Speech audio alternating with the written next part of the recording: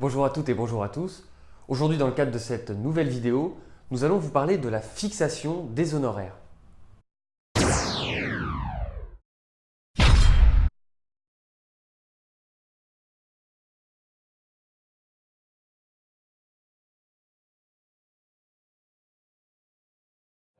Je voulais qu'on discute de la fixation des honoraires tous les deux parce que c'est des questions qui se posent beaucoup chez nos confrères, notamment les plus jeunes qui n'ont pas l'habitude des commissions de l'ordre. Et alors la première question qui se pose finalement, c'est comment fixe-t-on ces honoraires et plus précisément, est-ce qu'il y a des éléments obligatoires qu'on doit formuler dans la convention? Alors, oui, enfin, il n'y a rien d'obligatoire dans une convention, mais il vaut mieux pour se protéger mettre un certain nombre d'éléments. Déjà, indiquer le mode de facturation, c'est-à-dire on facture soit au forfait, soit au temps passé, donc l'indiquer. Et quel que soit le mode de facturation, indiquer son taux horaire. Ça, c'est très important au cas où l'avocat est dessaisi du dossier. Il faut que le rapporteur, le bâtonnier, donc, puisse avoir des éléments pour fixer les honoraires. Et si on n'a pas d'informations du tout sur le taux horaire, et si par la suite l'avocat n'a jamais adressé de note d'honoraire indiquant son taux horaire, on est un peu perdu. D'accord. Même dans une convention au forfait, puisque quand on est dessaisi, on doit repartir de zéro. Donc ça veut dire notamment que si je conclus une convention au forfait, il est aussi recommandé peut-être dans cette perspective de faire une fiche de temps qui par ailleurs est obligatoire, ou en tout cas recommandée. Il vaut mieux. Il vaut mieux, d'accord. Donc si je suis amené à saisir le délégué du bâtonnier, il est essentiel que j'ai ma petite feuille de temps que je remplis progressivement, quoi. Dans la convention d'honoraires, ce qui est aussi important, c'est quand il a été décidé de fixer un honoraire de résultat, donc de mentionner cet honoraire de résultat, mais de dire sur quoi il va s'appliquer. Étant entendu que maintenant, avec le prélèvement à la source, l'avocat ne perçoit l'honoraire de résultat que quand il y a une décision irrévocable et quand la somme a été effectivement perçue par le client, soit éventuellement sur le compte CARPA, mais effectivement perçue.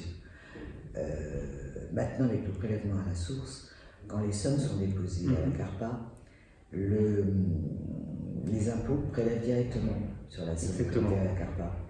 Et donc l'honoraire de résultat n'est dû que sur la somme restante après prélèvement d'impôts. D'accord, donc c'est là qu'il faut faire attention peut-être à adapter son taux notamment. Il faut le préciser dans la convention. C'est comme si quand on veut prendre un honoraire de résultat sur l'article 700, il faut que ce soit écrit. Tout à fait. Tout doit être contractualisé.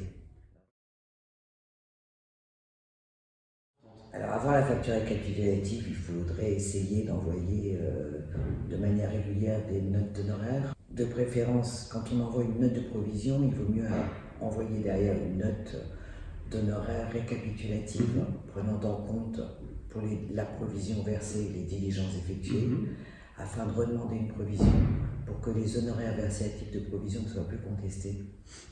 C'est un peu compliqué, mais c'est comme ça. Il faut être prudent. Parce que la provision peut toujours être mise en question. Les honoraires réglés et prestations effectuées ne peuvent plus être remis en question. Donc voilà, c'est pour ça qu'à un moment donné, il faut refaire systématiquement des factures récapitulatives, même pour des petits montants, même au fur et à mesure, pour arriver à un moment donné, à la fin d'un dossier, à établir ce que demande le décret de 2005, c'est-à-dire un relevé récapitulatif de toutes les diligences accomplies avec une facture récapitulative. Et alors justement, quand le pire arrive, ou en tout cas le plus délicat, c'est-à-dire qu'on est contraint de saisir le bâtonnier d'une difficulté de recouvrement, parce que c'est essentiellement ce qui va nous intéresser aujourd'hui. Est-ce que je dois faire, comme en toute matière, notamment en procédure civile, une mise en demeure préalable? C'est quelque chose qui est recommandé? La mise en demeure n'interrompt pas le délai de prescription, mais on peut faire une mise en demeure ou au moins faire une relance à titre d'honoraire. En fait, la cour d'appel exige qu'avant de saisir le bâtonnier, elle ait la preuve que le client n'a pas voulu régler. Là aussi, malheureusement, on n'est pas maître de la forme. Le décret exige la saisine du bâtonnier par lettre recommandée avec accusé de réception. La cour d'appel et la cour de cassation disent que la lettre simple ou l'envoi par courriel ne sont pas recevables parce que n'ont pas d'être certaines en fait Donc c'est soit lettre recommandée, soit remise en main propre contre récépissé. À la Cour de cassation d'accepter, comme dans le cadre d'une procédure orale. Donc on a quand même, alors c'est pas trop compliqué finalement, mais il faut quand même respecter un certain nombre de formes, et notamment soit la remise en main propre, soit la lettre recommandée. Et alors, ma demande, qu'est-ce qu'elle doit contenir? Alors, je suppose la facture, la convention d'honoraires, mais dans le corps du document, qu'est-ce que je dois écrire?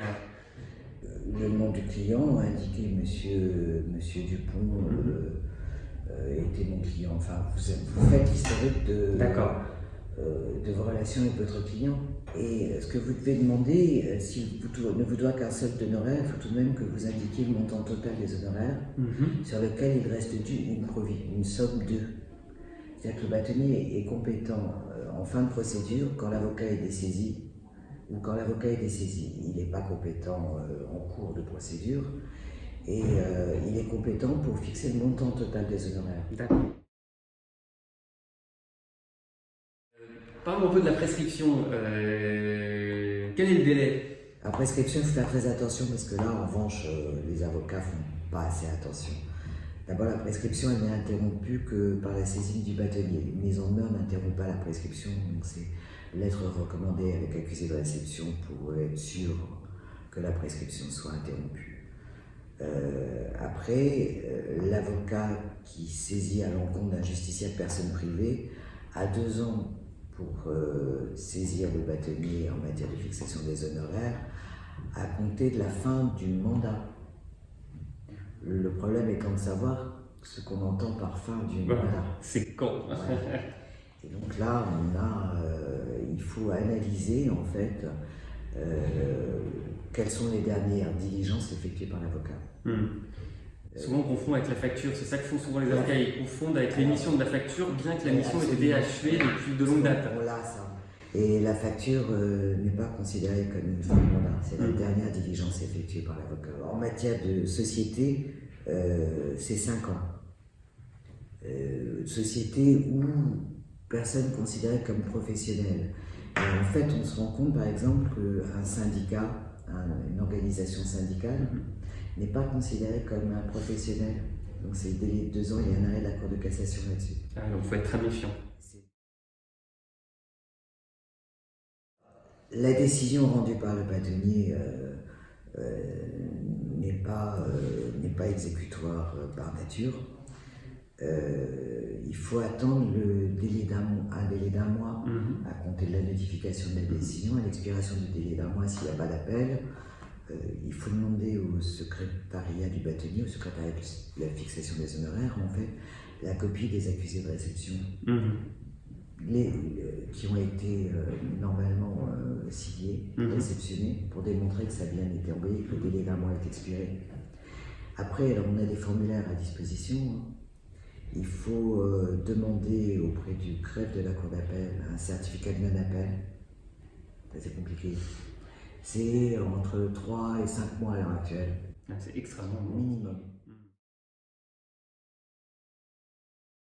À partir de ce moment-là, il faut déposer une requête en double exemplaire qu'on a en copie d'acte à la fixation des honoraires si vous en avez besoin, auprès du président du TGI pour se voir apposer la formule exécutoire.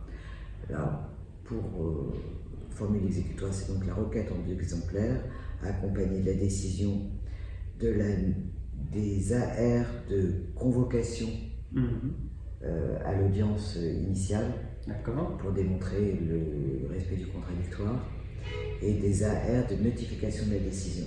D'accord. Si la R n'est pas revenue, il faut le faire signifier par voie d'huissier. Il n'y a aucun autre moyen de faire. Malheureusement, et ça a un coût. Ça a un coût. Donc ça, alors le coût, il est repris dans la décision, mais comme la décision n'est pas exécutoire, donc ce sera payé plus tard. Donc on doit encore avancer l'argent, que les choses soient parfaitement claires. Voilà. Et avec tout ça, normalement, vous avez à un moment donné la formule exécutoire qui vous permet d'adresser tout ça à l'huissier pour qu'il exécute la décision rendue. Il faut interjeter appel et donc c'est dans le délai d'1 mois à compter de la notification de la décision, comme toute décision juridictionnelle. C'est pas par le RPVA, parce que les honoraires ne passent pas par le RPVA, donc c'est forme traditionnelle. Et là, c'est très long. C'est très très long.